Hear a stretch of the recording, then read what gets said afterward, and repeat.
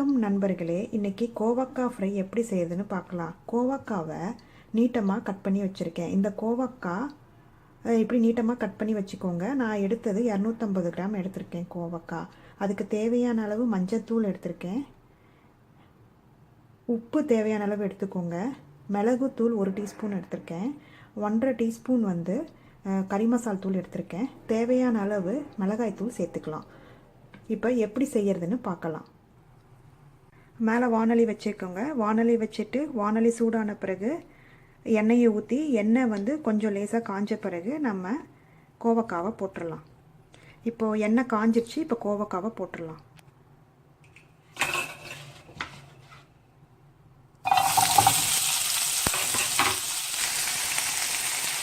கோவக்காவை நல்லா வதக்கி விடுங்க.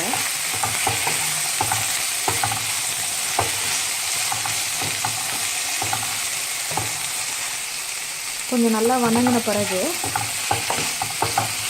உப்பு, மஞ்சத்தூள், மிளகாத்தூள், கறி மசால் தூள் எல்லாத்தையும் இதில் போட்டுக்கலாம். இதில் நம்ம எல்லாம் சேர்த்துக்கலாம். இப்போ வணங்கிடுச்சு. இப்போ தேவையானது எல்லாத்தையும் சேர்த்துக்கலாம். இப்போ எல்லாத்தையும் போட்டேன். எல்லாம் ஒரு கலர் இல்லை.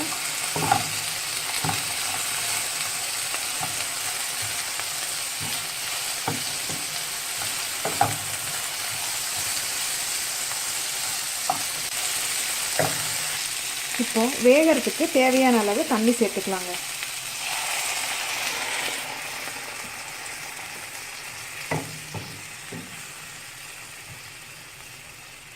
ஒரு டம்ளர் தண்ணி ஊற்றிருக்கேன். இதுலேயே வெந்துடும். நம்ம ஒரு 10 நிமிஷம் ஆகும் வேகிறதுக்கு. பாருங்கள், நல்லா வெந்துருச்சு. இப்போது நம்ம சிம்லேயே வச்சு அப்படியே ஃப்ரை பண்ணால் பாருங்கள், கோவக்காய் நல்லா வெந்துருச்சு. இதை நம்ம நல்லா 5 நிமிஷம் விட்டிங்க அப்படின்னா நல்லா ஃப்ரை ஆகிடும். பாருங்கள், கோவக்காய் நல்லா ஃப்ரை ஆகிடுச்சு. நல்லா நல்லா ஃப்ரை ஆகி நல்லா ஃப்ரை ஆகிடுச்சு. நல்லா தெரியுதுங்களா? நல்லா ஃப்ரை ஆகிடுச்சு. இந்த டைமில் நம்ம அடுப்பை ஆஃப் பண்ணிடலாம். இது போல் பல வீடியோக்களை தெரிந்து கொள்ள இந்த சேனலை பாருங்கள்.